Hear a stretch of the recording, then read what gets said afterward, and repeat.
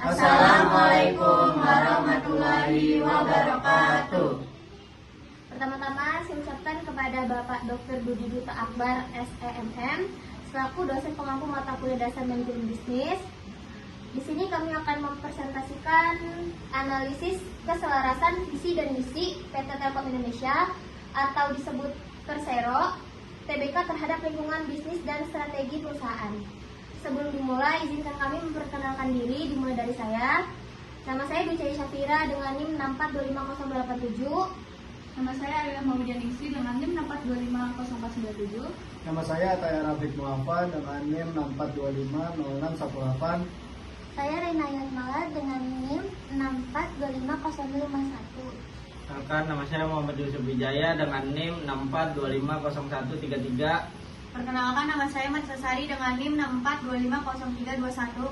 Saya Risa Zofilia dengan NIM 6425017. Mungkin itu saja untuk perkenalan. Dilanjut dengan materi akan disampaikan oleh rekan saya. Di sini ada latar belakang.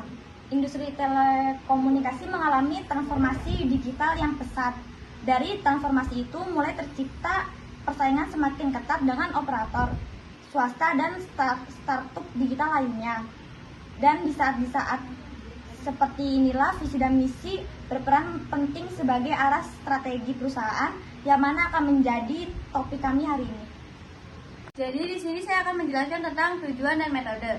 Tujuan menganalisis keselarasan visi misi dengan lingkungan bisnis dan strategi perusahaan. Sedangkan metode yaitu ada kualitatif deskripsi. Yang kedua, pendekatan problem based learning PLB. Yang ketiga, sumber yaitu laporan tahunan dan sustainability report Telkom. Di sini saya akan menjelaskan tentang visi dan misi. Yang pertama ada visi, menjadi perusahaan telekomunikasi digital kelas dunia yang berdampak besar dan membangun ekosistem digital. Itu artinya menegaskan bahwa Telkom tidak hanya berfokus sebagai penyedia layanan telekomunikasi, tetapi bertransformasi menjadi perusahaan digital global. Yang kedua tuh ada misi. Misi yang pertama, transformasi menjadi digital telco terbaik. Kedua, organisasi yang angeli dan kolaboratif. Yang ketiga, pelayanan unggul bagi pemangku kepentingan. Di sini ada ekstraksi kata kunci. Ini menunjukkan fokus Telkom pada teknologi dan penciptaan nilai berkelanjutan. Sini ada digital. Digital adalah istilah yang berkaitan dengan teknologi berbasis angka, khususnya angka 0 dan 1 yang digunakan oleh komputer dan perangkat elektronik untuk mengelola, menyimpan, dan mengirim informasi.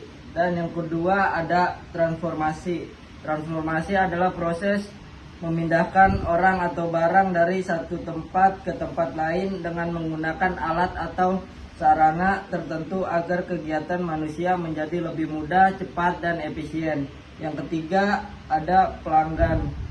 Adalah orang atau pihak yang menggunakan atau membeli barang maupun jasa yang disediakan oleh suatu usaha, perusahaan, atau lembaga untuk memenuhi kebutuhannya. Dan yang terakhir ada inovasi. Inovasi adalah proses menciptakan atau mengembangkan ide, cara, produk, atau layanan baru, atau memperbaiki yang sudah ada agar menjadi lebih bermanfaat, efektif, dan bernilai. Lalu pada bagian ini saya akan menjelaskan pemetaan lingkungan bisnis. PT Telkom Indonesia yang menjadi dasar kesesuaian antara visi misi dan strategi perusahaan. Pertama, dari sisi pelanggan. Saat ini pelanggan menuntut layanan digital yang cepat, andal, dan mudah diakses. Nah, hal ini yang ngedorong Telkom buat memperkuat orientasi pada customer experience-nya yang selaras dengan visi perusahaan sebagai digital telco sekelas dunia. Lalu yang kedua, dari sisi pesaing, Telkom menghadapi persaingan ketat dengan operator telekomunikasi swasta serta startup digital yang lebih agresif dalam inovasi. Dan kondisi ini menuntut Telkom untuk terus berinovasi dan membangun ekosistem digital yang kuat agar tetap kompetitif. Ketiga, dari aspek regulator, sebagai BUMN, Telkom harus mematuhi berbagai regulasi pemerintah, termasuk kebijakan BUMN dan juga perlindungan data pribadi. Hal ini berkaitan langsung dengan misi perusahaan dalam menerapkan tata kelola yang baik dan juga berkelanjutan. Lalu yang terakhir dari segi aspek teknologi, dari perkembangan teknologi seperti cloud computing, artificial intelligence, big data, dan jaringan 5G menjadi peluang sekaligus tantangan. Teknologi ini mendukung transformasi digital Telkom dan memperkuat implementasi visi serta juga strategi perusahaan. Lalu berdasarkan pemetaan semua ini, dapat disimpulkan bahwa lingkungan bisnis PT Telkom Indonesia menuntut perusahaan untuk terus beradaptasi secara digital, inovatif, dan juga berorientasi pada pelanggan. Oke, di sini ada kesesuaian. Yang pertama, pemasaran, yaitu penguatan layanan digital dan customer experience. Yang kedua, operasi, yaitu digital proses untuk efisiensi. Yang ketiga, SDM, yaitu pengembangan talenta digital. Dan yang terakhir, keuangan, yaitu efisiensi biaya dan investasi teknologi. Visi misi selaras dengan fungsi strategis perusahaan.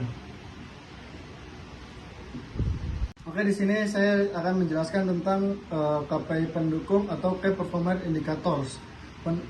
Sering disebut sebagai secondary KPI atau supporting KPI adalah metrik yang digunakan untuk memantau aktivitas yang berkontribusi langsung pada pencapaian KPI utama atau primary KPI. Jika KPI utama adalah hasil akhirnya atau goal, maka KPI pendukung adalah proses atau langkah-langkah yang memastikan goal tersebut. Nah, di sini ada contohnya dari KPI pendukung, dari Customer Satisfaction Index atau CSI. Selanjutnya ada Network Uptime and Efficient Operational. Selanjutnya ada persentase karyawan bersertifikat digital. Selanjutnya ada kontribusi pendapatan digital. Oke. Dan selanjutnya di sini sumbernya ada di Annual Report Telkom 2022 dan 2024. Oke, di sini ada rekomendasi strategis, ada 3, yaitu yang pertama memperkuat inovasi berkelanjutan. Jadi di sini tuh dia tidak boleh berhenti berkreasi, artinya perusahaan harus tetap menciptakan ide atau produk baru. Yang kedua ada meningkatkan pengalaman pelanggan digital. Jadi di sini tuh fokus pada kenyamanan konsumen saat menggunakan layanan online seperti aplikasi atau website. Tujuannya agar pelanggan merasa mudah, puas, dan tetap betah menggunakan produk tersebut.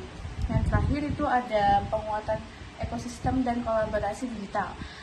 Jadi di sini tuh bisnis tidak bisa berjalan sendirian, harus membutuhkan untuk bekerja sama dengan pihak lain seperti mitra atau platform agar jangkauan bisnis semakin luas dan kuat. Terima kasih. Oke, selanjutnya di sini saya akan menjelaskan tentang implikasi implementasi. Apa sih implikasi implementasi itu? Implikasi implementasi itu tahap pelaksanaan rencana secara praktis untuk mencapai hasil atau konkret. Implikasi merupakan efek lanjutan yang mungkin terjadi, seperti rekomendasi perbaikan atau dampak sosial yang dievaluasi setelah implementasi selesai. Nah, contohnya di sini ada di sumber daya. Nah, contohnya itu SDM, teknologi, dan anggaran. Selanjutnya ada di risiko, yaitu biaya tinggi, resistensi, dan perubahan. Selanjutnya ada di tahapan, yaitu jangka pendek, menengah, dan panjang. Baik, terima kasih. Oke, di sini saya akan menjelaskan tentang kesimpulan. Sebagai kesimpulan, visi dan misi PT Telkom Indonesia telah selaras dengan lingkungan bisnis yang semakin digital dan kompetitif. Pemetaan lingkungan menunjukkan bahwa pelanggan, pesaing, regulator, dan perkembangan teknologi mendorong Telkom untuk terus berinovasi dan berorientasi pada pelanggan. Oleh karena itu, penguatan implementasi strategi melalui indikator kinerja yang terukur menjadi kunci agar visi dan misi dapat tercapai secara optimal. Sekian dari presentasi kami.